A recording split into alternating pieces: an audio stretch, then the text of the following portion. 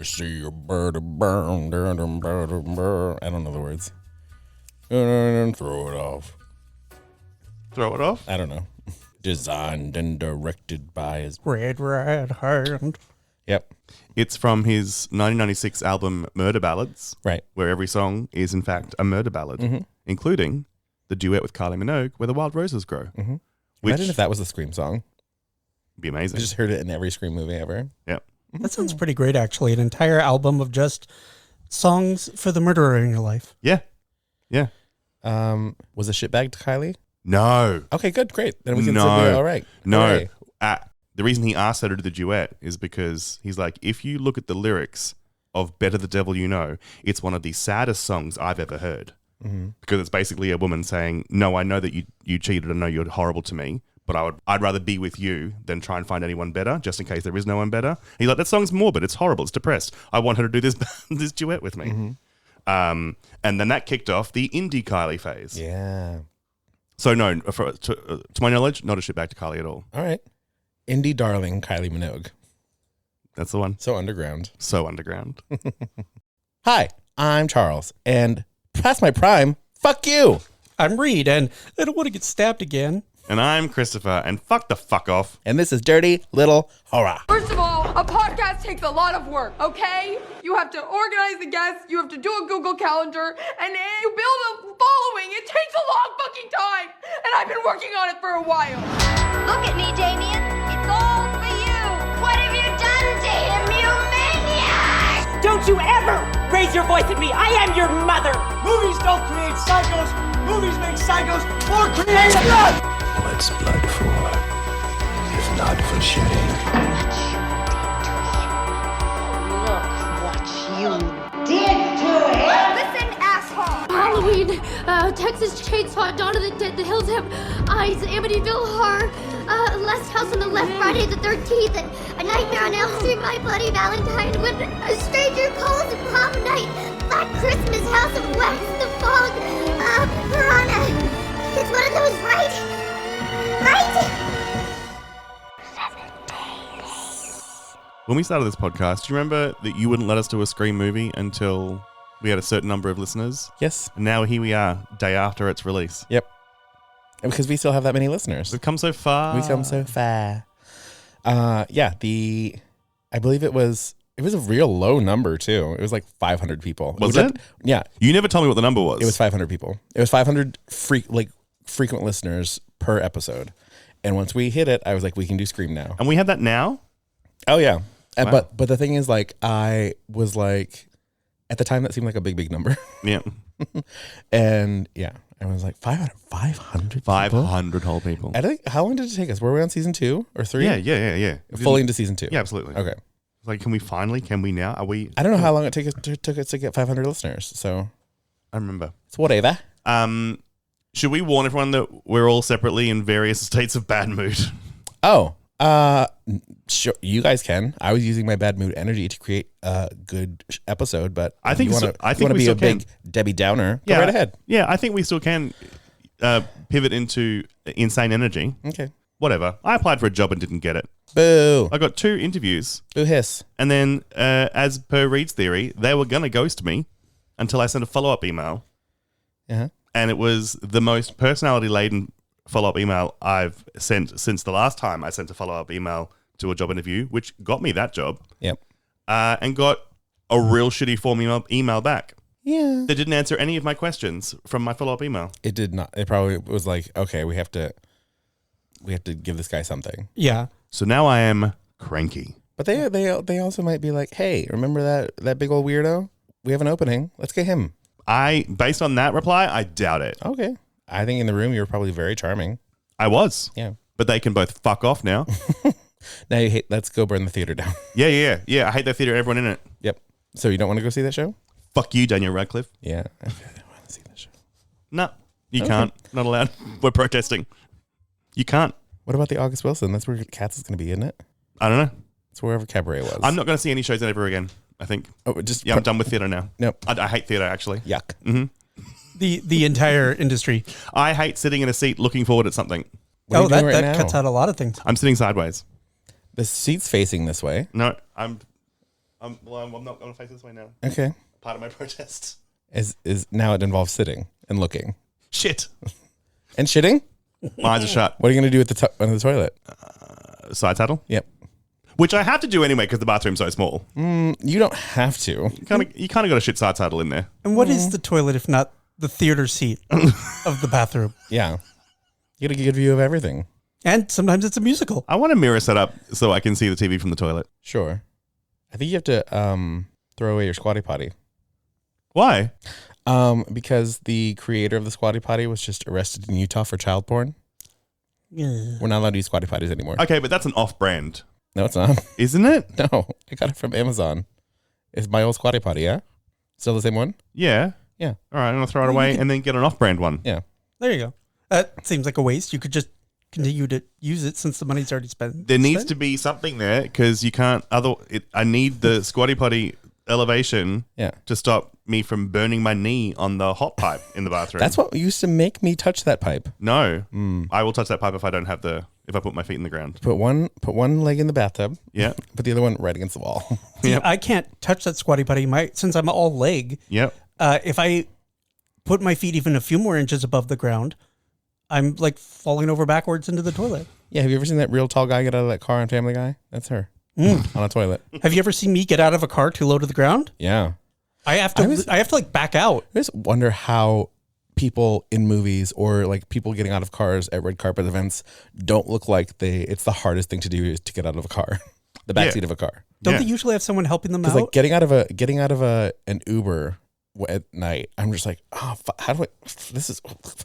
I was thinking about it. Usually it's like the woman in the big gown is always being helped out on the right hand side, and so then the guy gets out on the left hand side. So he's probably like dropping and rolling, and then standing up and making it look like he got out of it really easy while using her as a distraction, like a magician trick. Yeah.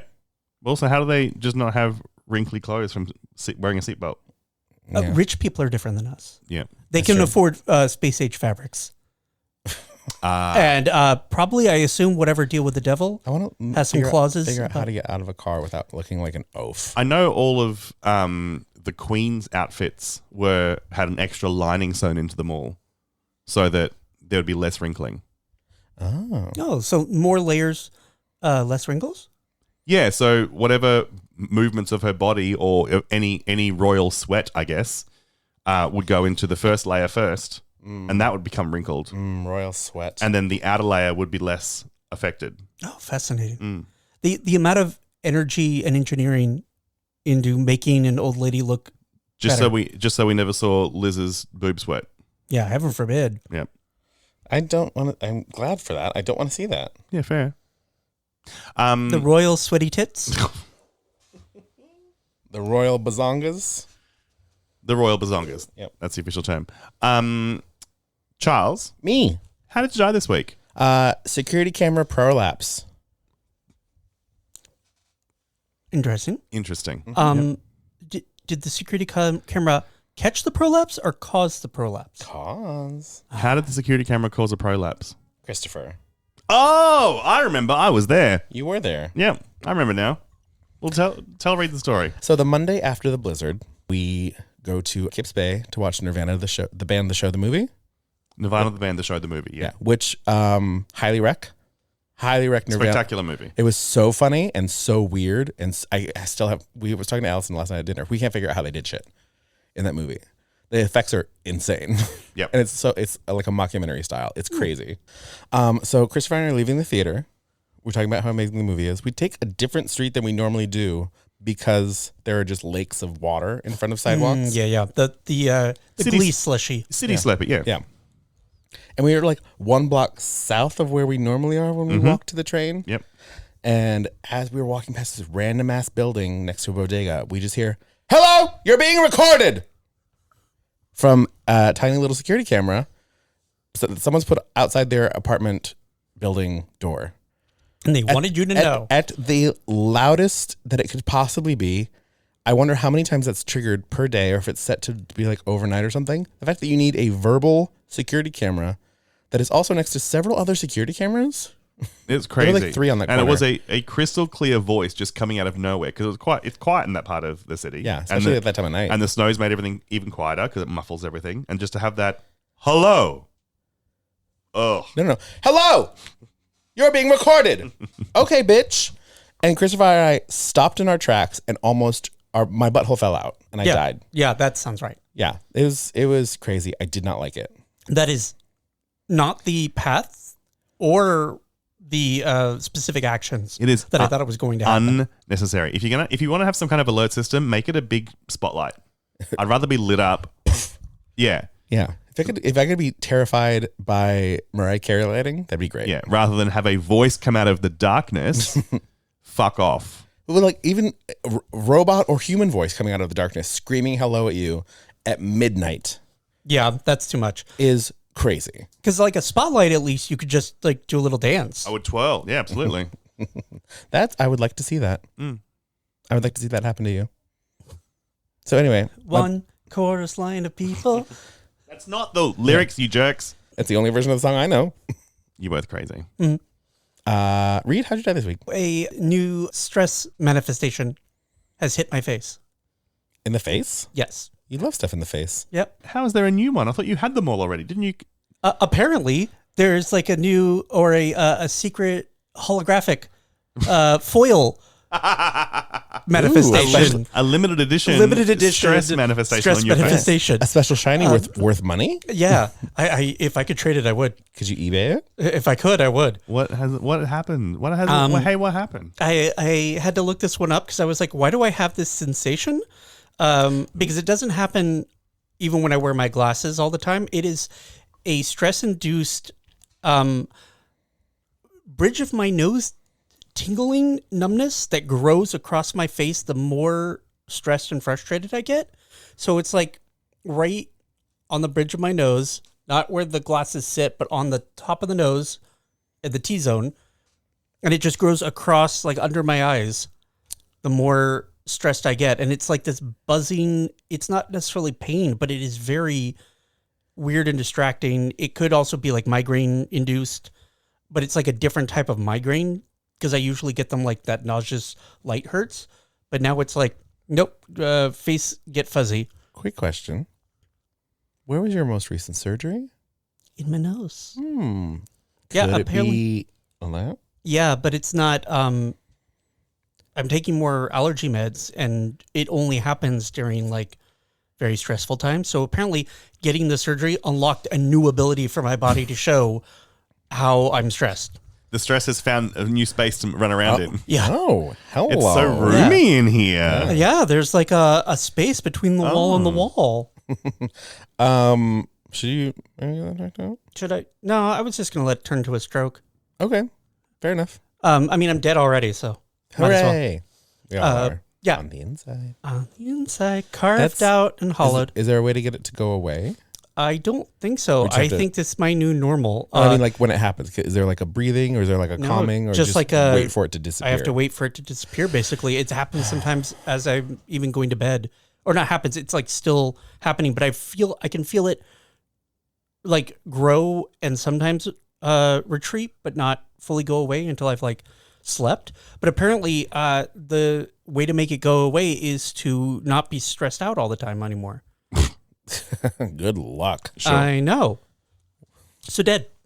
Great. Have you tried not being stressed? That's I mean, I tried yoga, but You tried breathing, you tried tea. did you try mindfulness? mindfulness and gratitude. Yeah. Yeah. You No, tried- I was so upset by it and bothered by it. I did. I tried laying there and like meditating and be like, I am a leaf on the wind. Different from a panic attack feeling. Yeah, it's different. It almost feels like one of those cartoons where like I pushed all the stress signals down to where I don't notice them. Mm-hmm.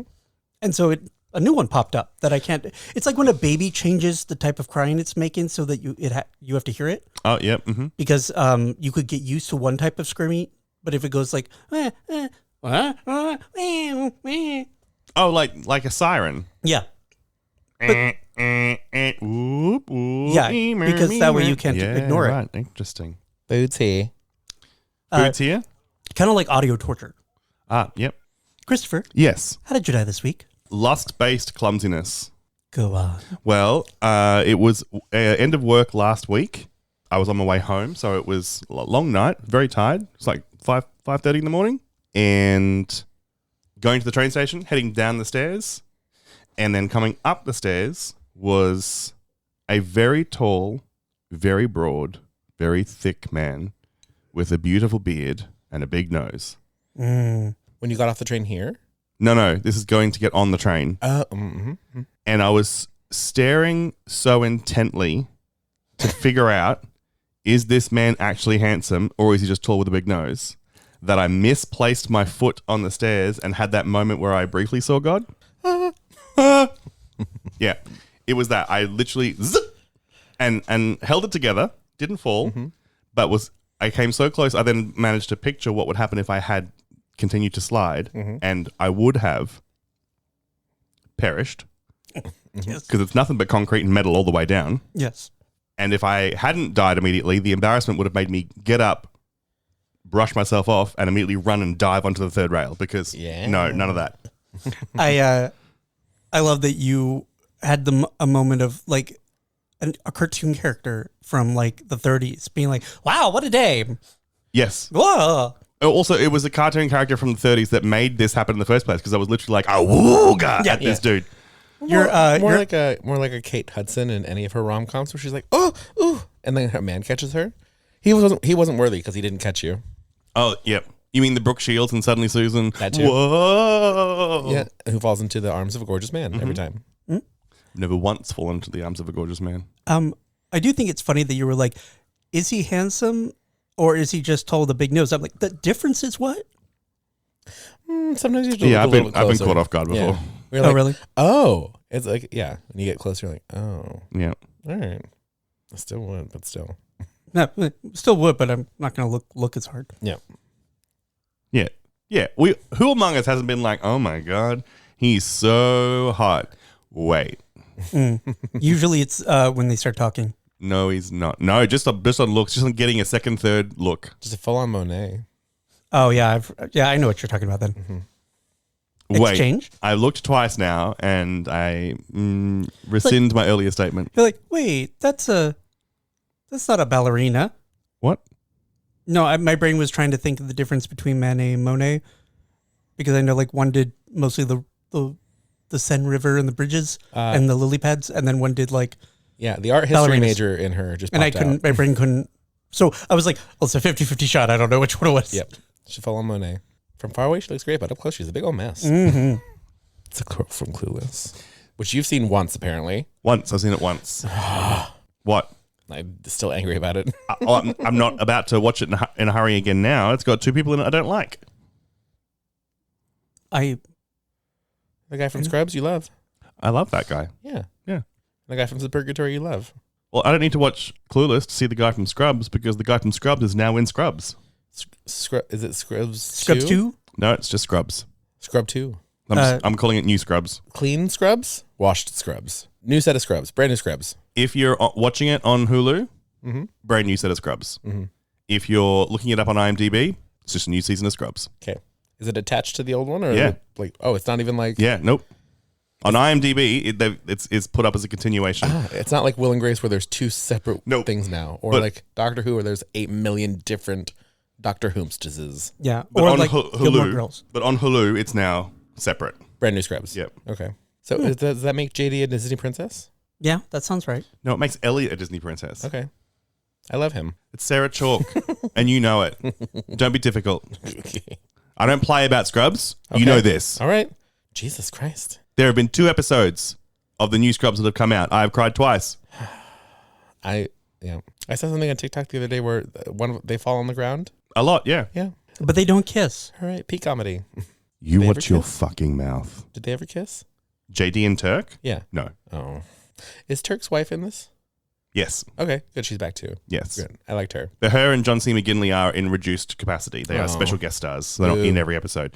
Who hiss? But they don't kiss. But JD and Turk were one of the very first, at the time, only vulnerable male friendships on television. True. And it was, at that time, that was a big deal, to be honest. Yeah. It was. Shirtless hugging? Shirtless hugging from the back. That's good enough. That'll get me there. Go home and wash wash your mouth out, you dirty bitch! I don't play about Scrubs. Trying to make it gayer. It doesn't need to be gayer. I think it does.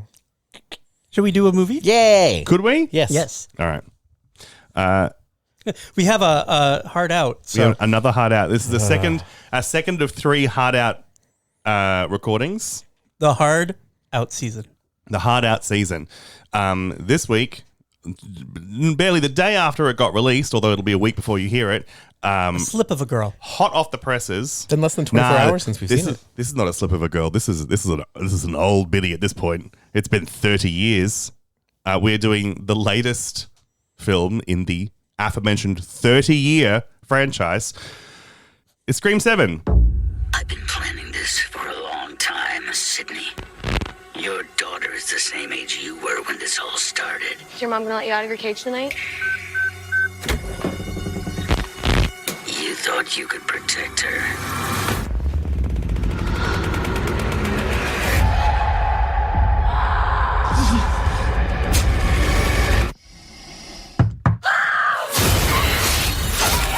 Scream. Only in theaters. It didn't even say Scream 7. Scream 7. No, I reckon they just recycled that voice. That's really, really funny because, like, what's happening? Yeah. What's He happening? somehow opened his browser into 2 different split screen views. No, this is the fucking AI co-pilot bullshit that's just opened itself. Go away off my fucking computer. I don't know how. It's gone now. Oh, so not only is it AI, it was trying to lead you to Bing. Ugh. I would use Bing every single fucking day if it meant that co-pilot bullshit didn't pop up. Yeah. Oh. I would use. I opened up my browser on my phone the other day, and somehow when I just searched, it took me to DuckDuckGo, and I was like, "What the fuck is this bullshit?" It's a giant corporation, but I'm a Google girl, Yeah. and now that I can figure out how to get rid of that AI bullshit, thank you, Allison, for giving me that prompt. Do you mean going to web results, or do you mean typing in that aggressive quote from? No, yeah, going. Typing that quote in, it's saved in my recent searches. I just search it once a day, and it disappears. The Will Forte quote? Is it Will Forte? Mm-hmm. Yeah, I think so. What is the quote? Hold on. Hold, please, Colin. This is the thing you can type into your Google search engine, and the AI automatic response will come up with, loud and clear, I'll relieve you alone for a day. I should be able to... No, I'm sorry. I should be able to just turn that off, period. I should be able to... Okay, so if I go into Google and I type the words... I got a lot going on and I can't have you in my fucking face all the time. Google's AI will go, right? It just says right now, I understand. I will stop responding now. Is that a permanent fix for it? No. But if I type that once a day, it goes away for a whole day. And I will do it for the rest of my life if I never have to look at AI results. We should all be able to opt out of AI. I don't fucking want it. I'm sorry, your microwave has AI now? Actually, your bed has AI now? Mine doesn't. Yours My does not. $80 microwave does not have AI. Well, it's kind of like a worse version of, remember when everyone was complaining about everything had Wi-Fi for no good reason, and a lot of stuff has like Bluetooth that's incredibly insecure. Yep. But and I mean not a secure like method of connecting your phone to. Yeah. Mm-hmm. What was it And called? it's like the Internet of Things? maybe. It was called the Internet of Things when fridges had Wi-Fi and Yeah, and it's like Yeah. I was like, I could understand like smart devices, but like my ice maker does not need to be connected to Alexa. Listen, they gave us one of the best memes on Twitter of all time. The girl who was like tweeting and then her mom took her phone away. And then Yes. she had to tweet from her DS. The DS got taken away, and then eventually it leads to her tweeting from her LG refrigerator. I forgot about that, but yes. I have And noticed that's it. Then they took Wi-Fi away from fridges. That's all we needed. They took the screens out of fridges, and I'm like, thank you. There's no God. point. No, I really liked, if I could ever afford it, like one of those refrigerators with a clear front door where I could just look at it. And we're like, oh, okay, that's what I want. Boom. Or it like shows it clear until you open it. I don't know, so there's some weird. Oh yeah, I've been in Bullshit bathrooms glass where they're thing. like Yeah. clear, and then you lock the door and it turns foggy. I don't like that. I don't trust it. I know I'm going to be mid shit and that's going to clear right And I'm up. like, I know it's not like Just surrounded by everyone you've ever met pointing and laughing at you. yeah, somehow everyone showed up, yeah. and then you wake up, but you didn't really wake up because it was a dream within a dream. Sorry for organizing that, Christopher. Worst birthday ever. What did we think of Scream 7? Initial thoughts. I'm one of the 1-star girlies. 1 star? I did not enjoy. How dare you? I'm leaving. Thank you for smashing the headphones and microphone down loud enough so we know what you're doing. He's not even doing Foley. He actually left. Get back in here. Carry powers in me. Sit down. Put your shit back on. Enough. Do you remember how much fun the show was without Reed? Why? What did you think about it? How many stars did you give it? 4. Okay. What did you give it? 3. That's fine. It's acceptable, I suppose. Like, no, I have a lot of issues with it. It is clearly not the best. It's not 1 or 4. Or 6. 6 is fine. I have major issues with it. I had a wonderful time. 4 stars. I was so bored. Bored? Bored. I could not say that I was bored during this entire movie at all. Because I don't get like a special electric energy from seeing the legacy characters. And I thought part of Scream is like in a mystery. Mm-hmm. And there was not that. It was just we don't know who Ghostface is until we know who Ghostface is. Yes, I will agree with you on that. I did figure it out, unfortunately. And there was a lot of Sammy running around the suburbs. There wasn't like a chase scene set in an apartment or a chase scene, where you're having to crawl over Ghostface to get out of the car. There wasn't interesting Ghostface things. And there were 2 funny deaths. And it took a long time to get to them. Fun fact, I knew who Ghostface was. Oh, wait. Spoilers? Before we get really into this. Spoiler. Go watch the movie first. I was going to but I will give a warning to anyone if you're on TikTok, as I texted to Charles, do not linger on any TikToks about Scream 7 because the comments are flooded with people spoiling it. And I had already been protest. I had already been real anti-Scream content leading up to this anyway, because I had already had from the very first trailer so much of it spoiled for me.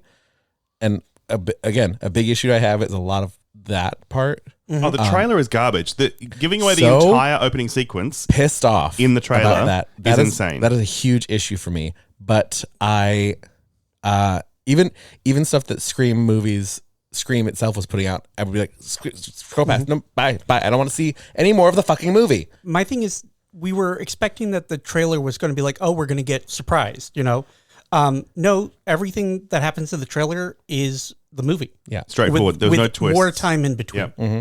And the marketing going AI forward, and then partnering with Meta, but also that place, that company that circumvents betting laws. We're not saying it. Right. No, that the marketing partnered with that app, that website company for you to trade, not bet, trade on the outcome of who Ghostface was. And then they were also doing the meta thing where you could self-insert into Scream. Which I'm wondering where is that? Is that why is the that something deepfake thing was such a... Is that something that I witness on my phone, or something I can do and then go see that specific showing and see myself in it? Like, how does that even work? Having now seen the movie, I assume it's just a little bit of you in the background, with the marker house in the background. But like, when? Probably on Facebook. Oh, okay. It's meta, remember? Right. It's just like, so I'm not actually in the movie I'm going to watch.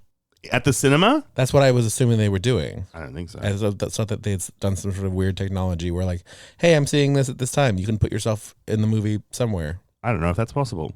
Yeah, well, it's AI. Boo, yuck. But also, how do I do that? No. I want to be in the movie. No. No. Boo, yuck. Boo, I hate it. No, get a magical theater ticket and go to the movie like a normal person. Yeah, that's what when they said that put yourself in the movie, I assumed that you could like be like, I'm seeing this tonight at 6 p.m.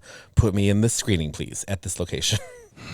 You think I know how AI works? I was like, they can just do whatever. They can't even give away T-shirts in a reasonable manner. Do not get me started on the fucking T-shirts.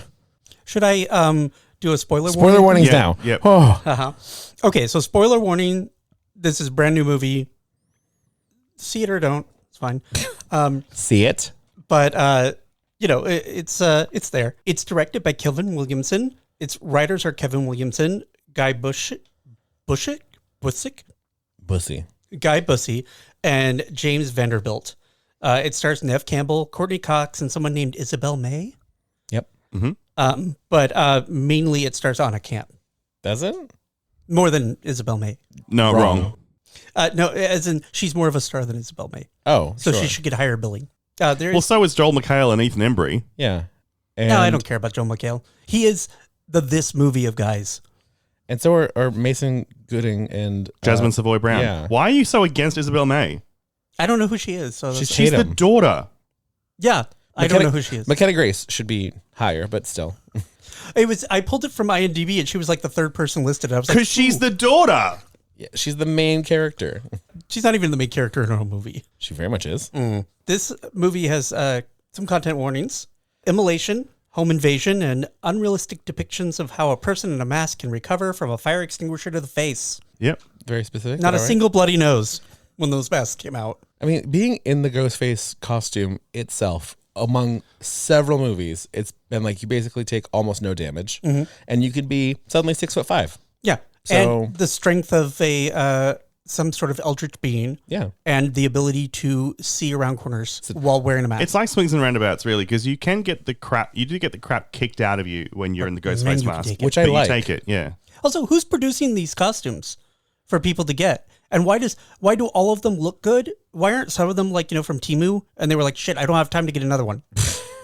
It's always a stab accurate costume because with the glitter in it. They've merchandised it. Yes, you can never the actual a screen correct Ghostface costume almost impossible to get in real life here. Like you won't get the very thick, glittery, long tendrily kind of costume. And also they change it mildly for every single movie. It's never exactly the same. Yeah. And even though I think obviously Scream is not supernatural in any way whatsoever. It's very in IRL kind of movie. There is something about being in the Ghostface costume that makes you able to take a lot of damage. Yeah. I almost wish that somebody would say something like we would have the killers talk more about once you're behind the mask, you may not be able to see out of it well, but it's like wearing drag makeup, you feel braver because no one can see you. I just want someone to explain it a little bit to be fine, this movie did all the same things that it always does. Yeah. And without any of the meta commentary that it's well known for. And I'm like, you could have thrown some in there. You could have had an actor take off their mask and be, oh my God, it's sweaty in there. But you know what? You feel like you could do anything. Your adrenaline's going when you're wearing the mask. Very, very few times when you have a Ghostface reveal and they've shown any sort of damage. Mickey in Scream 2, when he takes off the mask, he has stuff from the car accident. He has a wound on his head. But it's very, very rare for any of them to look damaged until they take the costume off. Yeah. And then it's shoot, stab, stab, stab. You can be wounded once the mask comes off. Yeah. And I'm I can play by those rules, but I do think in a film series, it's always we're kind of going to be meta about stuff. They could be meta about that. Yeah. Instead of just having it be a fact. I do miss the meta commentary, and I really thought with Kevin Williamson writing and directing at this time that we'd have some. So Kevin Williams has a writing credit because he created the characters. He did not write the script. He didn't? The two other men wrote the script, who wrote 5 and 6 as well. He just directed this. He has a writing credit because he created the characters. Well, I still expected more meta commentary. Did he direct 6? No. Okay. This is his first time directing a Scream. Yep. But yeah, I think that there is meta commentary, but I think that it is much, much less. That it's not critiquing the genre anymore. It's critiquing itself almost, which is a little bit less fun. And only one character's really doing it, and it's Mindy. Right. And she's not even central. Right. I like that they brought those characters back. I love those characters. They should both be dead. But they should both be really dead. I disagree. Regardless. No, I'm glad they're alive, but in the same way that Sydney should be dead considering what she's gone through, but she won't. She has not been stabbed nearly as many times as either of those people have. It's a very Laurie Strode thing with me. I'm but also if we're in a world where maybe just this is a weird universe where people can take more damage. And everyone looks like human beings, except they have like an extra layer of like muscle tissue that protects them from bleeding out. Up until 5 and 6, when someone was injured, I mean, they could come back. Dewey was supposed to have died several times before he actually did. Spoiler, sorry. But like, unless you saw a character die on camera, like fully die, not faking their death, they were dead. Or if you didn't see them, they could come back regardless. We got Kirby back, thankfully, because we didn't see her body. We saw her stab and fall off camera. She was not seen as dead ever in that movie, which was a central point of this movie as well. Let's start. Let's do read. Yep. All right. In Woodsboro, 2 stab-obsessed 20-somethings book an Airbnb in Stu Macher's old home after hearing rumors that he survived the original massacre. Ghostface kills them and sets the house on fire. In Pine Grove, Indiana, Sydney Prescott lives with her husband, police officer Mark Evans, and their daughter Tatum, named after Sydney's late best friend. Sydney runs a coffee house and is trying to leave the past behind. That changes when Ghostface calls and demands a video chat. On the screen, an older, scarred man claiming to be Stu Macher says he is outside Tatum's theater rehearsal. Sydney rushes there, but Ghostface kills 2 of Tatum's classmates before fleeing. Later that night, Ghostface enters Sydney's home through the attic, takes Tatum hostage, and injures Mark during a struggle. Sydney brings Tatum into a hidden safe room and escapes through a passage inside the walls, avoiding knife strikes to the wallpaper before exiting outside. Ghostface chases him to the street, where Gale Weathers and the Meeks twins run him over. That the whole first act? Pretty much. So. Wow, I guess so. A lot happens, but for Scream, not a lot happens. Well, that's why I was like, okay, so there's got to be some kind of like twist because we're going through all that, and then we just kind of wait for a while. I will say, did we talk about McKenna Grace's death in that? Yes. Okay. I will say that Scream 7, as much as I like Scream 4, I always really hated the opening. It's the only part I liked. Which is very funny. I just thought that there were too many fake outs. Yeah. Because like you do it once, then it's really funny. You do it 3 times before you get to the real thing. And I'm like, okay, start the fucking movie. God damn it. Again, I love Scream 6's cold open. That almost pissed me off until it didn't, until we fixed it. They fixed it by the time we saw the titles card. Scream 7, I will say, has the worst opening of any of the Scream movies ever. I will say that Jimmy Tatro, the guy in it, anytime that he shows up in anything, the same way that Josh Segura, hot guy from 6, shows up in something, I'm like, hey, I fucking love that guy. So I'm glad he's in it. Scream 7 has the worst opening. Would it have been as bad? Would it count as the worst if we didn't know what was going to happen from the trailer? That's the thing. So the trailer told us everything that happened in the opening. It's the first trailer for any of these that gave away the opening. And everyone's always excited about the opening. Including the climactic final bit of it. Yeah. The opening and the reveal are the 2 things that really bookend a good Scream movie. The fact that the trailer showed us almost the entire, everything they could show us in a trailer that wouldn't make it like the entire scene. Yeah. They showed us. The trailer was basically the cold open. Which is, fucking annoying. And I really thought it was going to be like, oh, but there'll be a twist and it'll turn out that so did I. She was using it as a cover to murder him or something like that. And there wasn't. So when we get to, we talked about this at dinner last night. If they would have, that girl in the opening, no idea who that is. Sorry to that man. If they would have swapped that role with McKenna Grace's role, who I think would have been a bigger, that's the other thing too. You're killing off a big star. That's why when Jenna Ortega survived 5, it was such a big twist. Everyone's like, oh my God, someone survived the opening. Holy shit. Yeah. And then, but like, there's no twist to the opening in this, except for the fact that they've burned down the Macher house. There's literally nothing that holds the Scream franchise to Woodsboro anymore. I guess, really. Yeah, and so we went to the much more exciting Indiana. Pine Grove, Indiana. But I'm saying now any Scream can happen anywhere now. Yeah. There's nothing that's going to draw us back to that house. We saw it, I think in the last 3 movies, too many times. And I love that house. I want to visit that house. This was clearly a set. It wasn't that house. Yeah. In the last movie, in 5, they actually shot at the house. And that house is an Airbnb. I know, because I want to go there. I have looked at the rooms. They are so badly, boringly Airbnb classic decorated. Okay, so another thing. Okay, so originally, for a while, this house and its property was a wedding venue before they really pivoted into being the Scream House after 5. And that you could, up to 5 or 6 people could stay in the house. And there was a big wedding venue in a barn that was beautiful, but 5 guests could stay in the house. And it was like, yeah, Scream happened here. Ha, ha, ha. Since 5 happened, they've really pivoted into being like, hey, you can come here for tours. You can stay here on very select weekends, but we do a lot of tours, blah, blah, blah, blah, blah. So that's what this is riffing on, I think, a little bit. When you're walking around, it's not set up like they'd have it. No, I was going to say, it looks cooler there. There's not like outlines of things. There's not like little plaques being like, this is where this person was, and this is where this person died. There's blah, not blah, a blah, TV blah, blah. on the floor. But... And there's from 5, when Amber dies on fire, they light her on fire. That's how she dies. She comes back and gets shot, but she gets lit on fire. There's a little plaque right there so that Amber, whatever her name is, lit on fire here. And then there's a picture, a production still of Amber on fire. And there was, I can guarantee you, in that world, no one taking photos at the time. Yeah. No one. No one was taking photos of the killer just on fire, just like a paparazzi, like in the background. Yeah. That shouldn't be there. They shouldn't have that photo. They should not have that photo. Regardless. Okay, whatever. Worst opening ever. I still like the movie. It also, Scream has a habit of doing that. Of using production stills? From previous movies, Yeah. yes. Well, yeah, because even in the museum in 6, it was like, 1, how did you get that? I'm pretty 2, sure. where did you get that photo? I think Sydney's file in 3 that Kincaid had a production still from Scream 2. Was it? There's like they've used a production still of her and Hallie getting out of the cop car, like where they're both standing there in those leather jackets. Yeah.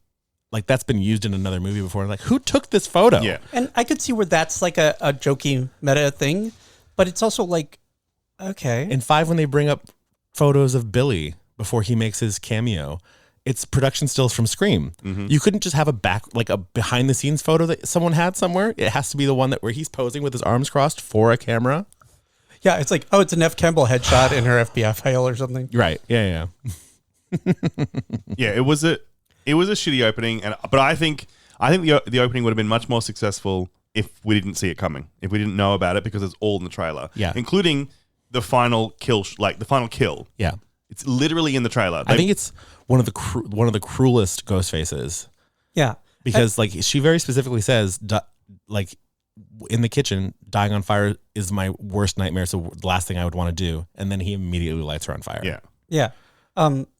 I had a question about this, and I'm sure that you have a theory, but cold open Ghostface never seems to be linked to the other Ghostface killers. Is that just supposed to be kind of like the spirit of Ghostface, or it is always the killer and we're just not supposed to think about why did they go out of the way to Woodsboro? Are you talking specifically about this movie? Well, I mean, like in a lot of the cold opens, with the exception of like 6, because we know who those guys are and what happens to them. And I guess the guy who killed or tried to kill Jenna in 5 aren't a lot of times is Jada Pinkett Smith's death, is that 2? Mm-hmm. Okay. Is that supposed to be Laurie Metcalf or the other one? Mickey. Okay. Is it one of them? Or is it kind of it's Mickey, okay. Yeah. So, but we actually tie back to he did it. Yes. There are a lot of, for each movie almost, you can find something online that kind of shows you who could have done what at what time. And like sometimes the killer will be like, oh, like some offhanded comment like I killed blah, blah, blah, or blah, or like Laurie Metcalf definitely killed Randy. They mentioned that like I got a little knife happy because he was talking shit about Billy on the phone. Stab, stab, stab in the van. There are times when the killers announce who they've killed, and then there are other ones who are just like, well, who was that? Who could it have been? Yeah, which one? And then there are people who have gone through them and like, well, this is how this would have worked. Even like both Ghostfaces being at Casey Becker's house in the first one, because you needed 2 to be able to do what they did. They were both there. And that was part of that was like a Scream twist, was there were 2 killers. Right. It's the only way he was able to teleport around. Right. Mm-hmm. But yeah, this one, it just seemed like they were murdered and then, we're done with that now. Well, I think it would have been the first Ghostface. This is technically the second movie ever, and second movie in a row. We have 3 Ghostfaces. Mm-hmm. But it would have had to have been, I think, guy whose name I don't remember. The one who got run over? Escaped guy. Okay. The first of the 3 Ghostfaces. Another throwaway Ghostface. Karl Gibbs. Yeah. Which I think having some throwaway Ghostfaces, this is the end of it. We have to stop that. We have to stop having like disposable ghost faces because it's going to ruin these movies if they keep just being like, oh, yep, there were 5 of us now. Yeah. Working as a team. Haha. That's it. Kevin Williamson? No more. No more of that. But yeah, I think that because one ghost face would have been at work, one ghost face is there to be the neighbor, and they would have had to travel to California and come back within a day. Mm-hmm. So okay, it would have had to been him, right? That makes sense then, I guess. Yeah, because he's probably the only one without a job. Yep. Or a kid to raise. Or needed to be accountable at all. Yeah. For anything. Okay, that makes sense then. But yeah, I was just very like, what does this have to do with anything? Which I know it's a cold open, but it always felt like the first one, they were practicing. Right? Yeah. And they were like, testing out to see if like somebody in this situation would actually make all the wrong choices in spite of watching horror movies. Right. But there was also literally no way for Casey to get out of that. Well, yeah, and they planned it that way. But again, it was a practice run. So this, I think, because it's out in the middle of nowhere and, you get the fake out with the boyfriend being stab obsessed, which of course is another fake out because you would assume that he's probably brought her there to kill her. Yeah. If it were almost any other Scream movie. Yeah. a big fan is the one who's crazy. Yeah. Yeah. But I mean, this also does circumvent other expectations of horror movies but we have to talk about them in Act 2 or Act 3. Yeah. Where I think it's meta. Yeah. But yeah, I think that any movie, this is like the second horror movie I've seen her be in a row where they kill McKenna Grace in the first 10 minutes or 15 minutes or so. Stop it. Yeah. Stop it. We didn't. McKenna Grace is a huge draw, especially for me. I love that girl. I've seen her on screen since she was like 5. She is a scream queen already. And just let her survive, or switch her with that other girl. Yeah, I was make her the opening.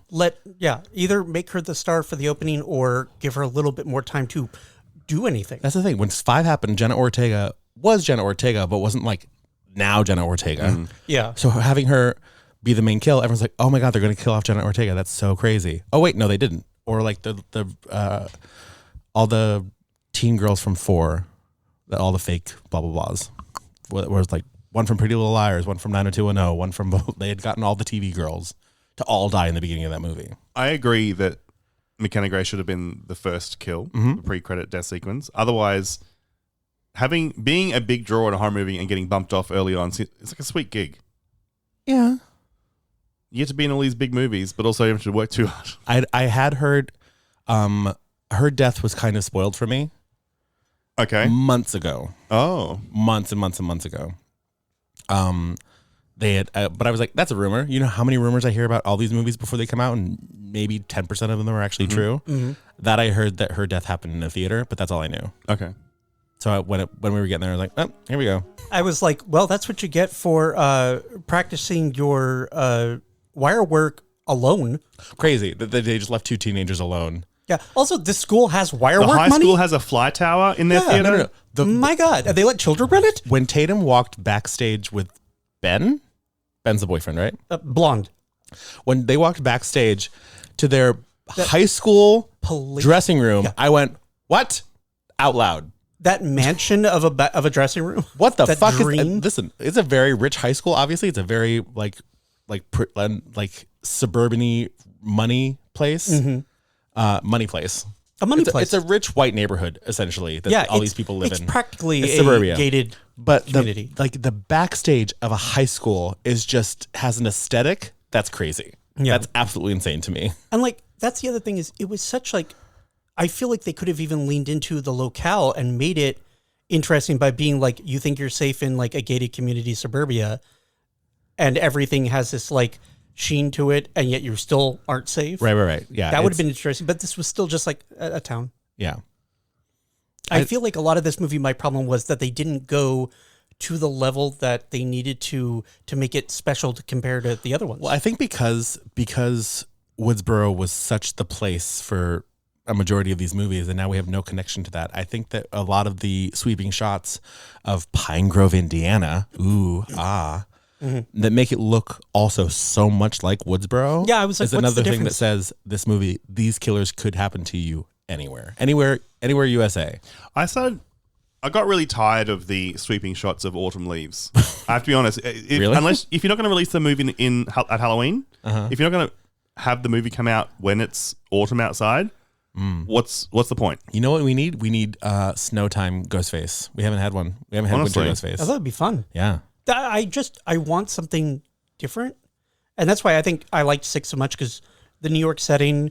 I still think about the attack on the subway car. Mm-hmm. I'm like, that's interesting. The apartment chase scene. That is interesting. That is one thing I will say about this movie is that they make several. It's weird because it's the same writers as the other two. So many jabs at Scream 6, which until this movie was one of the highest grossing entrances into this franchise. They shit on Scream 6 several times in this because Sydney wasn't in it, which is funny in itself because we all know why she wasn't in it. Yeah. But then they make absolutely zero mention of Melissa or Jenna at all. Not even they called, they're fine. No, because in 6, when Gail shows up, like, have you talked to Sydney? Yes, I did. She sends her love. That was pretty much it. Yeah. This one, they do not mention those girls at all. Yeah. At all. The Meeks twins sprang from the head of Zeus. They did not come out from anywhere. They have no past. Yeah. They just happen to know Gail Weathers in this film. Yeah, I think that that's really weird. No, it's not weird. It's shitty. It's shitty. Spectacularly shitty. But I mean, there have been issues with different studios. This used to be run by Miramax. There were like things that they said. They made some Harvey allusions in 3. Yep. Which is they're always kind of jabbing at themselves too, and the previous what's happening behind the scenes a lot. And for them to just it's shitty and it's weird because normally there will be a little moment for the audience, which is a lot of Sydney in this. Like, hey girl, you weren't in 6. What happened in New York? Why weren't you there?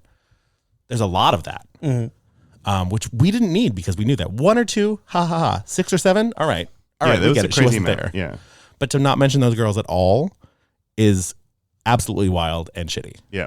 Mm-hmm. I do want to say, because this for the reader read includes when Gail shows up, as I said to you both, and I said to Charles when it happened, Courtney Cox is playing Gail Weathers for the first time in like 4 movies. Yep. Because in Screams 4, 5, and 6, she was playing Courtney Cox. That is a hill I'm willing to die on. But I will take Courtney Cox playing Courtney Cox over 0 Courtney Cox. No, her presence was always welcomed, yes. Mm-hmm. But she has not been Gail Weathers since Scream 3. I fully agree with you. Yeah, I agree with that because I was like, is this the same woman that had had literally Meryl Streep's mansion in New York? Is this the same woman that now like, oh, I got to get back into the biz? I'm like, why? Which is interesting that in this she's playing Gail Weathers for the first time in 4 movies. I do agree with you. She has a mouth of a fucking sailor again. So finally, and she's a bitch, doesn't give a shit. But I think that she actually, with the exception of running over the first Ghostface with her van, has 0 interaction with any of the action whatsoever. Yep. And perhaps Courtney was wanting to be in the movie a little bit less, the same way that Nev wanted to be in 3 a little bit less. Yep. Like, I'll show up, but like, you got me for this many days, and that's it. She's like, I'm not doing stunts. And they did make her very sympathetic with her nerve damage. Yeah, that was and really her when she was talking about Dewey in the newsroom, I almost cried. We're not there yet. Yep. I literally almost teared up. Charles? Yep. Just a general note. Mm-hmm. You need to talk a little bit slower. Okay. I'm being very loud. You asked me to be loud. You didn't say anything about slow. Loud's great, but you are... You're asking... This is a Scream episode. You know what this was going to be. So you know what this is going to be. I'm sorry about everything. Scream? What? No, yeah, you're right. I take it back. My brain is going fire. She's all over the place. She's doing her best. Yep. I also think that Neve Campbell is... this might be her franchise best. Not that she isn't perfect in everything. I loved everything she was doing in this movie. I guess she had so much more to do because she's both Sydney Prescott and now mother of a teenage. Like, she's playing 2 characters at once. Yeah. As per my Letterboxd review, I said I wanted Neve Campbell back. I didn't want her to shoulder the entire franchise on her back. Yeah. I love everything she's doing. I have many issues with the movie. Yep. I love everything Neve Campbell was doing. It's such a good performance. It wasn't until she was, again, we're not in that part yet, but when she starts sprinting towards the bar where I'm like, the Neve Campbell scream run. Yes. yes. Because she hasn't done that since like 3. Yeah. Or no, 2. Because she was barely in 3. She didn't do a lot of running in 3. Yeah. Not through the streets. Which she now regrets. I know. As she should. I think the thing that bothered me, once we can get to your thing, but like, when the whole like passing of the torch by giving her the jacket, her daughter. Yeah. I was like, that's what this movie's doing. It's hey, remember the jacket? Yeah. We're going to be using it, giving it to like another character. And I know that the films in the previous have done that because they even but they would like point out like we're going to requel, or they do that kind of thing. This just felt like it was literally a museum tour of, hey, remember that thing from other Scream movies? Yeah. When Ben climbed in Tatum's window, I went, again? And it was the exact same dialogue. Again? He was like, oh, I did it because it's in a stab movie and I was watching a stab movie. And then it was like, okay, I was at home watching Stab. Ha ha ha, that's funny. Okay. I like that bit. That one little joke, fine. Let's move on. And then also Sydney catching them and being like, get the fuck out of this house. Yeah. What the fuck are you doing? Yeah. Out. Unlike any of the other boys who've done it in previous movies. Yeah. Do you want to do a Creed read? Well, no, there's so much ground to cover in that first read. Anything else we need to? Joel McHale is the husband. Yep. I don't know how I feel about that. Joel McHale's there. Joel, where does the reader read end? It ends with they've already attacked the house. Oh, the fact that there's a safe room in the house that Tatum has no idea about is very funny. The fact there's that hallways and shit to get out of this house where she's lived there possibly her entire life. Mm-hmm. You know what? Why not just stay in the fucking safe room? That's my huge issue. Yeah, ran into the panic room to immediately leave the panic room. Yep. Stay in the fucking panic room. Well, she had to go. She wanted to go get her husband. It's Joel She's McHale. Who she's like, cares? I have to go get your dad. Stay here. And then Tatum begs not to be left there. It's like I would safe room. I'm staying in the metal room. Yeah. That's why you got it. I do think that there's a little bit of retconning too, because there is mention very quickly of Sydney's other children who aren't here, which we didn't see technically in the beginning of 5. But when she's contacted about the new murders in Woodsboro, weren't they the ones in the baby carriage? She had a pram. We don't see the children. She's pushing a double stroller. It could have been a dog and Tatum.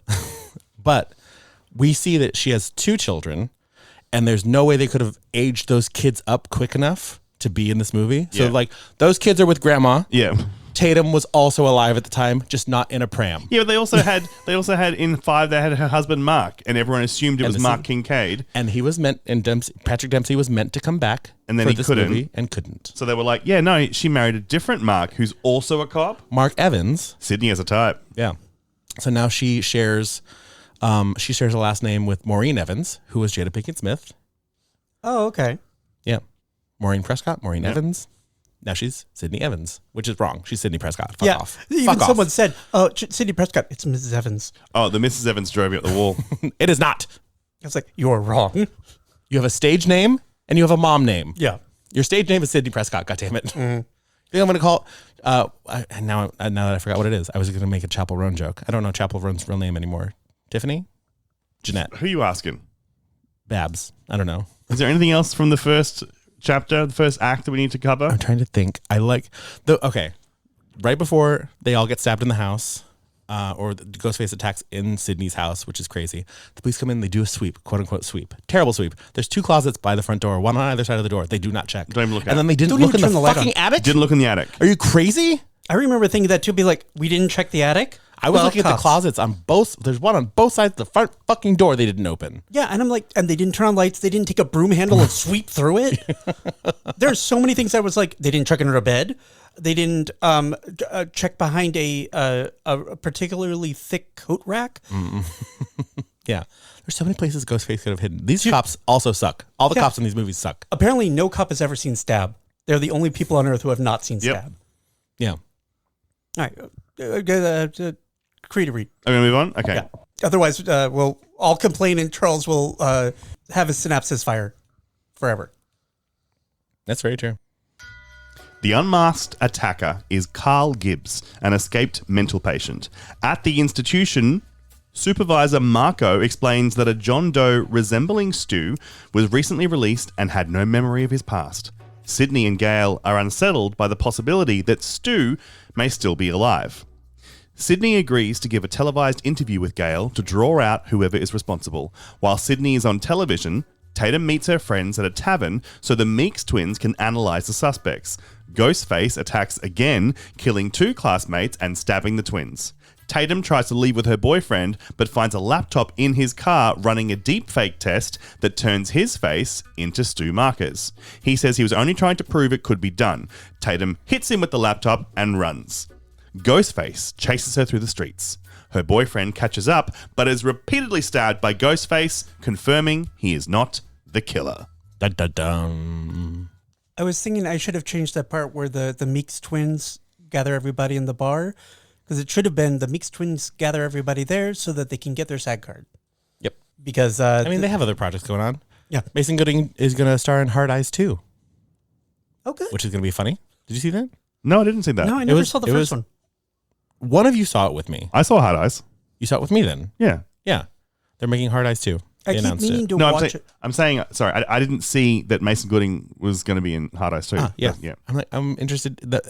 Again, very screamish. The end of that movie, big old mess. But excited to see where the fuck 2 would go. I like the costume design. Yeah. But yeah, they don't need their SAG cards from this. But I do, again, I appreciate that they're there. I like them. But it did feel like that. Like they were there for literally no reason in this movie. They did nothing. They were there to be like, hey, remember us? They're in this movie as additions to Gale to connect it to the last movie, because Gale has been, now Courtney Cox and Roger Jackson, the only two people who have been in all of them. But they're like, hey, we kind of have to connect this to 6, but again, we're not going to mention either of the two Carpenter sisters. Yeah, like I said, they just appeared. Yeah. I also think that, both of them, but Jasmine Savoy Brown more are very charming characters. Oh, she's so fun to watch. And we've got a bunch of newbies that are just nothing. And so her little, she's the only person who can go on the whole, these are the rules and not make me want to kill them. she's the only one doing the Scream self-referential rules of horror movie thing, and she is largely ignored. It's not an overarching theme of the movie, which is very frustrating. I do like, as Charles pointed out, that Mindy has in every single movie she's been wrong. Yeah. To the point where now you just need to assume if she looks at somebody, they're not not the killer. They're not the killer. Which is funny, because eventually they're going to turn that. They're going to take that expectation. It's what Scream is very good at, is taking your expectation and turning it on its head. Eventually she will be right. But this is the third movie in a row in which she is wrong. Yeah. But she knows all the rules, which is very funny, because Randy, for the most part, usually figured out who it was. Whether or not he made it to the end of that movie or not, he knew who the killer was. I think this just uncovered what my biggest issue with Scream 7 is. I no longer feel like the franchise is cleverer than me. Yeah. Okay. I've been dazzled all along. And I guess the distilled version of that is Scream 7 is dumber than its predecessors. Okay. That's fair. I will give you that, possibly. That is just an issue. I still had a great time. I still gave it 3 stars. But an issue I'm having as we're talking about it is that I no longer trust that it knows what it's doing, and it's going to delight me at the end with a twist I'd never considered. It didn't feel like there was a plan. It felt like they just kind of grabbed some names. It is doing a lot of nostalgia porn in a way that's different from 5 or 6. And it's a lot of... In the same way when I watched the new I Know What You Did Last Summer, when I was like, the thing. And I was leaning over to him doing that was a lot. Fun. They did it in a fun way, I thought. Like the one girl, she dies in the bar. Her parents own the bar. What's her name? I don't care. Okay. She's wearing, at one point, Tatum's skirt from the first movie as a top. I thought there was somebody who was wearing what I thought was the same tartan. No. The Tatum skirt, the swirly one that she dies in. She's wearing the neon green. Oh, that skirt. Okay. She's wearing as a top. The other girl's wearing her tartan skirt then, right? This is the thing. So I think that they finally caught on to the fact that, one, whether on purpose or by accident, the killer at one point in the movie wears a blue plaid shirt. Every single time. That's how you can figure out who the killer is. In the first 6 movies. And in this one, every time blue plaid showed up, I was like, blue plaid.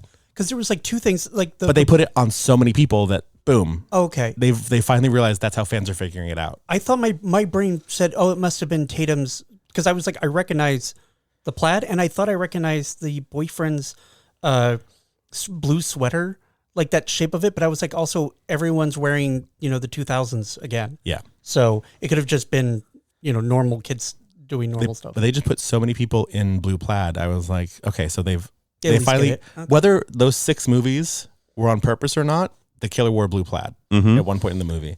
Now, whether they did this on purpose or not, several characters wear blue plaid. Like how in it used to be in RuPaul's Drag Race, you knew who would lose the lip sync when they did the lightning. Yep. Yeah. Exactly. Also, once Supervisor Marco showed up, I was like, there we go. Yeah. Why is he in this movie? Ethan- He's in this one. Ethan Embry? Ethan Embry. Yeah, it's He's in this literally one scene. Eat shit. You're a who's killer. the star or who's a person I've seen as an actor. You know, then Why are you here? And I had my eye looked at fucking Mark Consuelos the whole time too. Like, listen to me, Mr. Gale Weathers. I see what you're trying to do. You're Jennifer Jolie bullshit. You're not good at it. You think? I think that he was fine, but he wasn't as cutthroat a reporter as Gale Weathers or Jennifer Jolie trying to be Gale Weathers. Yeah. he didn't have time to do it either. Right. So. He wasn't like, again, why are you in this movie if you have such a small part that you're not going to actually affect anything else? So he's probably going to come back for another one, and they give more of a reporter thing to him as Gale like slowly becomes less of a character, I suppose. Yeah.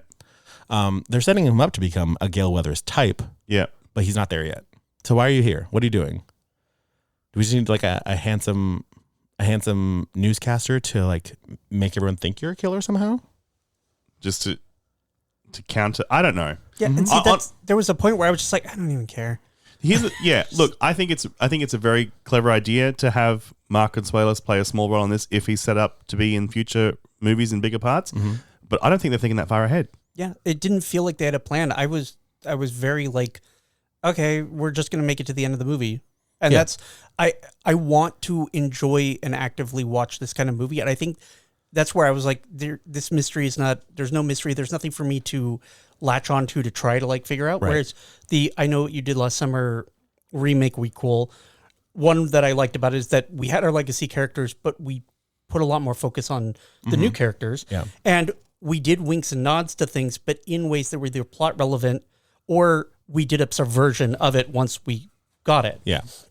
And I just think it was more clever. And I think in 6, it was nice to have the characters, the legacy characters take a backseat, have our main characters. There was all these like clever things, and then we didn't do that for 7, and we almost went backwards. Well, that's the thing. So I know that there was a $500,000 rewrite for this movie after they fired Melissa, which is insane. And especially after Jenna dropped out, they were like, well, we have to start from scratch. Let's give Neve Campbell the money she deserved last time. Yeah, which fair. So, and Skeet Ulrich just came out and said what Scream 7 was eventually supposed to be. Because again, it's another failed trilogy. They only completed the trilogy the first time. And Kevin Williamson also did an interview of what his original 4, 5, 6 were. Did you see that? No. Okay. He finally told us what 5 and 6 would have been. Oh. Which I think is smart for them to do in this is to allude to what Kevin Williamson wanted to do in 3 and then not doing it. Yeah. Which is great, I think. So I don't know if Mark Consuelos had signed on before the rewrite, and then his character just became smaller, or who was signed on when and whatever. I know who signed on after the rewrite, but I don't know who was solidified before. Yeah. You know what's funny is you say like, that is the meta thing that one of the meta things they're doing is they knew what Scream 3 was going to be and we didn't get it. And they were like, what a ridiculous idea. But they beat that horse to death in the same way that they did Sydney not being in 6. Right. To me, I was just like, all right, so are we going to do something interesting with this? Because I was watching that part, and I guess we could talk about it, but because of the Stumacher on the FaceTime made it feel like, was this filmed during the pandemic? And that's because it had that feeling of like, well, we're doing the best we can because we could only get him for 5 minutes and we had to pay for a cameo for him to, the app Cameo in order to get Matthew Lillard in this. I think it's really interesting who they brought back and how they did it, because it's meant to be AI, but it doesn't look AI because it's clearly the real people. And they could have made it look a little fuzzier. Am I glad that Laurie Metcalf... Spoiler. We want people at the beginning of the movie. That's fine. Laurie Metcalf comes back in this for a second. Yeah. So am I glad that she got her SAG card? Yes. Yeah. Okay. So rewind. Again, when we saw Ethan Embry, I was like, killer. Hold up. Reed, once you get your SAG card, you keep it. Yeah. You don't need to get a SAG card for every movie. Oh, so Laurie, don't you have to like keep doing a certain number of movies in order to keep your insurance? Laurie Metcalf, yes. Laurie I thought Metcalf that was through SAG. So. has her SAG card. Yes. Okay. You know what? I still like my. They have to. It's like a doctor. They have to maintain their license. Jasmine Savoy Brown and Mason Gooding also have their SAG cards, but Laurie Metcalf definitely has her SAG card. You do, whether you're working or not like whether you're actively on a movie or TV show, you do have to pay your dues every year, regardless of whether or not you're working. And it does for a lot like lower SAG people, that'll be their insurance. For someone with that's a name in anything, the movie's going to insure you. Like you're going to be insured. Yeah. Like you're going to be fine. It's that insurance thing really comes into like for character actors more often. Margot Martindale may or may not need to be worried sometimes. I always think of like that's why Angela Lansbury would have friends on her show was to help them keep their work going. Like, hey, yeah, you wanna? Would you like to be on Murder, She Wrote? Yeah, everyone has their side cards. It's fine. This is the part of the movie where I thought we subverted expectations because once we get to the tavern, all of Tatum's friends are dead. Yes. For the very, very first time. Anyone that she could have trusted, and she should have, apparently. Yeah. Everyone's dead. All of your usual suspects are dead. So I do think that in a much smaller way, they subverted all of our expectations. Because once I realized, I was like, dead. Do we have any friends I'm missing? Like that girl from 5 who had the pink hair who just kept coming in and off the screen. And I was like, where'd she go? Oh, she's back. But every time she walked away, I completely forgot about her. Yeah. And that's the closest, I think, it's the closest in this movie that we got to a Scream style setup where Mindy and what's the twin Chad. Chad. Mindy and Chad are questioning the quote unquote suspects. Mindy has her wrong assumptions as to who it is. And then Mindy says, is it odd that the 2 prime suspects just found a reason to leave the room? And then they have to go find them because someone is about to end up dead. That sequence is the closest we got to old school Scream horror movie commenting on horror movies. It did subvert expectations, but for me, not in an interesting or exciting way. You're right about that. I think that, no, because again, I'm trying to, as I was watching it, I was like, am I forgetting a character? Is there one student missing? And regardless of who our final girl was, whether or not it was Sam or Sydney, and 3 kind of Gail mostly, like it's always been someone that's been in that main character's circle. And then what they did to subvert that is that Tatum's not our final girl. Sydney's still our final girl. So it doesn't matter that all of Tatum's friends are dead. Because it was never going to be someone who knew Tatum. It was going to be someone who knew Sydney. Yeah, it was. Which was I think a little bit of a, never mind. All the teenagers are dead for the first time in any Scream movie. Yeah. Yeah. But this movie also was very like, all right, we're going to give you what you want. Oops, all Sydney Prescott. And which is all I want. I know, which is all you want. But for me, I'm like, that's not.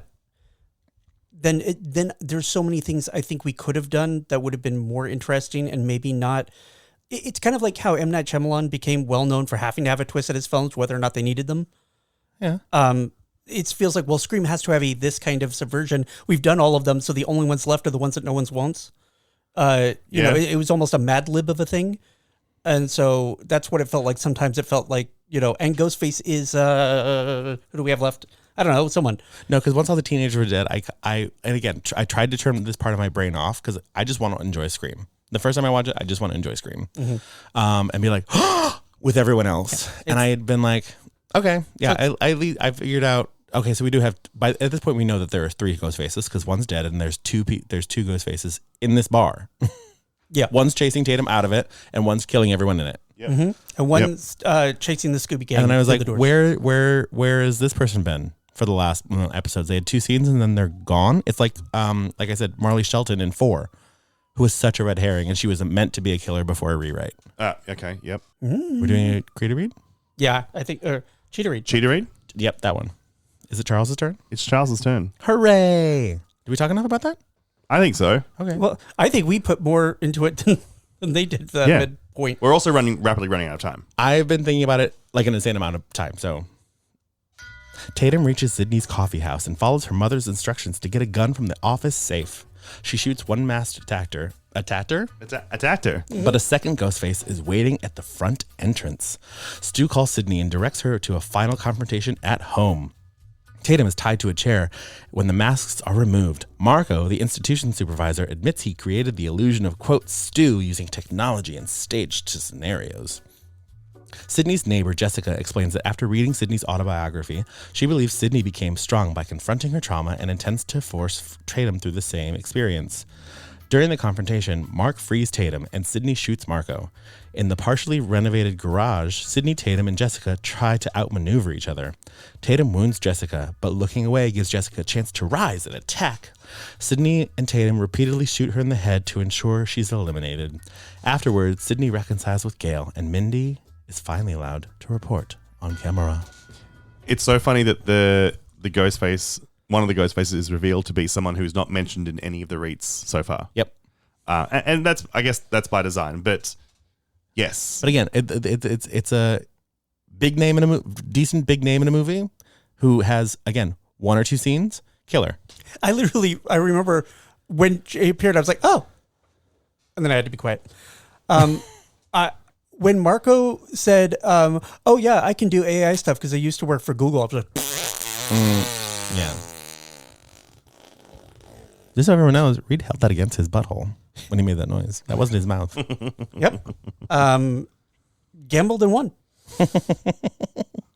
I do think that shooting Ghostface, like directing Tatum how to shoot Ghostface is interesting. I, for some reason, thought that was happening at the house. And I thought when I saw it in the trailer. So did I, yeah. And I thought it was going to be a bigger scene where she was going to literally be like having to guess, like, all right, you need to shoot over here. There are, I want to say, about as long as in the trailer. About 15 times when Sydney's yelling at Tatum, in the head, Tatum, in the head. You got to shoot him in the head. Hit him, shoot him in the head. God damn it. In the head. And it keeps not happening. I'm like, Tatum, babes, you got to, what are we doing? You're going to die. When she was like, I can't do it, I was like, well, die then. Yeah, and I repeated that to Charles. At one point, Sydney says, you have to shoot, and Tatum says, I can't, and Reed out loud says, well, die then. And I try to be really good in movies now. It is. I may not be a teenage girl in the 2020s, but being a teenage girl in the 2000s, if my mom specifically also was like, shoot that person in the head over the phone, no problem, boom. If they're trying to kill me, done. I don't even need someone to tell me that. Head, boom, boom. I have 2 thoughts about this. One of them is the only other element of Scream's historic self-referential meta horror movie approach is that Sydney has, since the very first movie, known the rule of you got to shoot him in the head. Mm-hmm. And it's now become kind of like a only way to kill a zombie rule, but I appreciate it. I like it a lot. Her having to tell Dewey that in Scream 3 was crazy because he was a cop. Yes. I like that she's always maintained and is very adamant about shooting them in the head. Absolutely, as well you should. Mm-hmm. But the thing where Tatum can't do it is, and it's part of the story, and Sydney admits to it, it is entirely Sydney's fault. It is Sydney's design. She has shielded her daughter for so long. She didn't teach her any of this shit. Then again, if she had, this storyline would have just been a repeat of the Halloween requel. Exactly. I was going to say, I almost wish that they had mentioned where she was like, you never taught me anything. Well, look how it worked for, Laurie Strode in Halloween Ends. Yeah. Like, was it Halloween Ends or the one before? I don't even remember which one. Halloween Ends because it didn't end. Also, I find that whole Tatum can't get her mother to talk and Sydney doesn't want to talk about her past, paper thin. Yeah, and she wrote a fucking book. Yeah, exactly. Read your mom's book. She does say at one point, she's like, there's several movies. I wrote a book. Like, you can look all over the internet. There's several documentaries. Like, I don't want to talk to you about it. Go figure it out yourself. I did the audiobook. It's on Audible. I will give you my account. I don't know. I find it really interesting. I thought it was a really good dynamic to have. I just found the reasoning to be paper thin. Absolutely. But yeah, you got to shoot him. Oh, I can't. Well, that's your fault, babe. Yep. You built a panic room, like you said, that you kept a secret from your daughter. Yeah. At least, again, if they did if she would have been trained as a killer since birth, it would have been crazy, and she would have been Judy Greer in Halloween. Yes. Yeah. And which is like, I can't do it. I can't do it. Got you, motherfucker. Boom, boom. Yeah. Yeah, and it's like, I'm sorry, your mother's Cindy Prescott and your father's a cop. Yeah. You're not ready to shoot anyone at a moment's notice? Right. Genetically, you must be. Yeah. Between Sydney and you knew Sydney marrying a cop is so, I feel like, on brand for her, because she's like, I also need someone else in the house who can shoot a gun. Yeah. But I'm not going to show my daughter how to. Yeah, that's wild. I bet you the 2 children at grandma's can shoot. But there's something about Tatum. I'm also very disappointed. As much as I enjoyed Anna Camp's like face being completely demolished by unloading full clips into her face, Loved it. the fact that she didn't die in the garage door, kind of really fucking annoyed me. There was a time when I thought that Joel McHale's Mark was gonna die in a garage door because she had talked so much about Tatum and Tatum being her best friend, and that's such a love letter to not only Tatum but hopefully Rose McGowan. Who I would love to have her be a weird AI version or her secret twin. Or dream. The double beds. We saw the double beds in Sydney's house. I was like, yes, they're there. Those are for the children, but still, double beds. Take a breath. At some point, I do have one thing that I was like, Just have a lot of feelings. I think I would have been turned completely around with the film if there had been one twist. And I could be wrong about this, but I think that the ghost faces were just kind of like, fine. It very Mad Lib, like, again, fine to see Anna Camp, but I think that it should have been Tatum. I think the whole thing should have been put together by Tatum in a whole, like, fuck you, mom, I'm strong, actually. It's too close to 4. See, I don't remember. I might not have even seen 4 enough to know. But like, I think that would have been at least more interesting than what we got. I agree with you that there should have been. I don't want it to have been Tatum. I think the killer reveal needed to be more of a twist. Yeah, and a lot more close to home because it's Anna Camp, the neighbor that we've only just met now in the beginning of this movie. As you know, you're my best friend and neighbor. The only thing that got me back on. Well, there were 2 things. As you both know, the killer was spoiled for me by the protest comments on TikTok. Someone just kept flooding all the comment sections with Stu as AI and Anna Camp as Ghostface. And I was like, fuck. Also, didn't know Anna Camp was in the movie at that time. Really? No. The only thing that kept me from being really just frustrated was that getting to see Anna Camp then be unhinged because it's the thing she does best. Her doing a crying unhinged monologue. Mwah.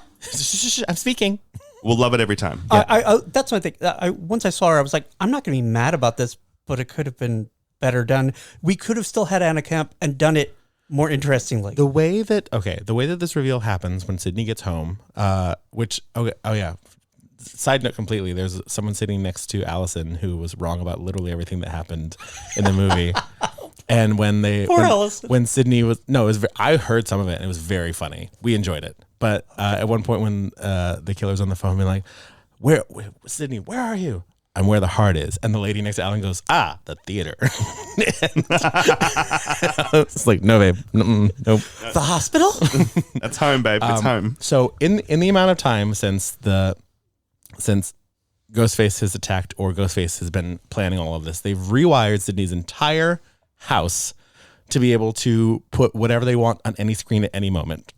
Yeah. I thought was absolutely ridiculous. Which it should have been one of the contractors. But was great because we got all of our cameos. I did not know Laurie Metcalf was coming back. I thought that I had heard that Timothy Olyphant was coming back, but we got 1 killer from each movie. Yeah. No, we didn't get 4. Oh, who gives a fuck? Okay, fine. Jesus Christ, stop yelling at me. I was very happy to see Laurie. Constant fucking hard on for Emma fucking Roberts. It's not for Emma Roberts. It's for 4. It's not even for Emma Roberts. It's got to stop. It's for the storyline. It's got to stop. It's for Jill Roberts, not Emma Roberts. Thank you. Anyway, and then I do think that what Marco's motivation was, I'm kind of crazy in new AI. And yet, then I spent 13 years at a mental institution because Google said, he didn't even make the obvious joke of like, I used to work at Google, but now I work in a state asylum, so your work hasn't changed. Oh, well, boo. You know what? But his motivation still was more that, interesting right? than what they did. I'm a crazy guy who likes the movies. A new AI. I don't even know if he liked the movies. I think he just wanted to hurt Sydney. Yeah. Because weren't they like more fans of her book? Anna Camp was. She was talking about the book. But like, why was he there? I had not thought about that. Because I will watch this again. I have to pay attention to what his motivation was. Because like we know we got crazy Keith, whatever his name was, who's dead, who was just happy to be who was there. just a killer. Yeah, he's just happy to be stabbing someone. And then what's his tits, Marco apparently, who like I don't remember what his motivation was. What's his? But then we have Anna Camp's motivation, which I love her performance, but the motivation is garbage. It's real garbage. Garbage. I like the reference to the book because we haven't seen the book for a while. And we could have made her a character. Like, your book made me strong enough to kill my abusive husband. And then my son. But then you disappeared from society and left me alone. Twinged a little bit in a different direction could be interesting, but it's a little bit too much like, you empowered me as a woman, and then I went crazy. Yeah. Well, and I guess her motivation was you weren't in 5. Oh, yeah. Or you weren't in 6. They were also like, it's not, Anna Camp literally says, you weren't in New York, so it doesn't count. And like, which was the weakest of the jokes. How great would it have been if she had been like one of those people that was like, you know, a character of any kind, but like was like that mom that like, I read this on Pinterest, or I read this in a book that you should be doing this, this, and this for your child, and giving her all and making her like a crazy advice taking, you know, airport book person. Mm-hmm. I said it before. I said it when we were coming on the escalator after the movie had ended, and I'll say it again now. I think Anna Camp should have been the cheerleader from the first Scream in the bathroom. Maybe she's a slut, just like her mother. Yes. That would have been a great... That should have been Anna Camp. That would have been an amazing callback. If that character ever comes back, and it's one of everyone's favorite side characters, that and have you seen the news? No. Oh, check out the news. Yep, that. What's the? Oh, never mind. It's who everyone thought the Carpenter sisters' mom was. That was the other character. But that, if that character ever comes back, it has to be played by the person who played the cheerleader. It has to be, that actress has to come back just for a cameo. Please, yeah, please, that's please. how they do. Please. Don't recast that. Her name is Leonora Scalfo. Please come back. Please come back, Leonora. I want you to be like a bitchy PTA mom now, who just happens to also live in Pine Grove. I don't know. Was anybody like? Has anyone come back who is related to the Drew Barrymore's character or the boyfriend, and been like, they died because your mom was a slut? It's like, how are you connecting these two? Well, that could at least make sense. Scream as a series, I think, has moved on from Sydney's mother was a slut. After the first 3. Thank God. Because they didn't make it to be like, well, oh, she was a victim of sexual assault. And I think what I would have thought of if we had brought that back would be like, it's your fault because you were there and Stu was crazy.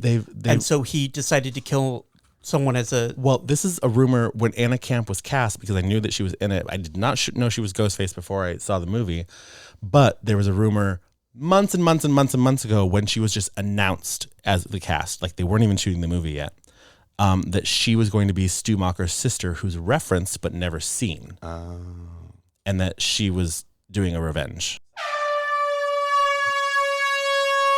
Just an air horn. Oh, okay. We got to wrap up. Okay. Would Britney Spears survive in this film universe? Yes.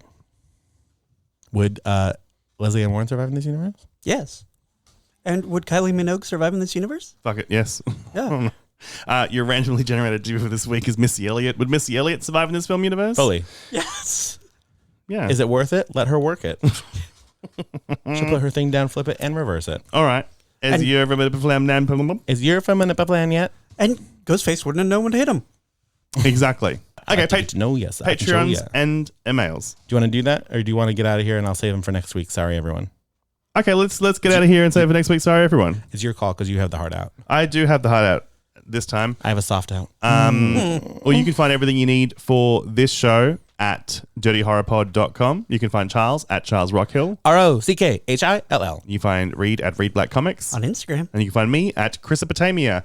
If you've written us or signed up to Patreon, we will credit you next week. I promise. Except we have a hideout next week as well, so I hope I can promise. This has been Dirty Little Horror. Until next week. Try not to die.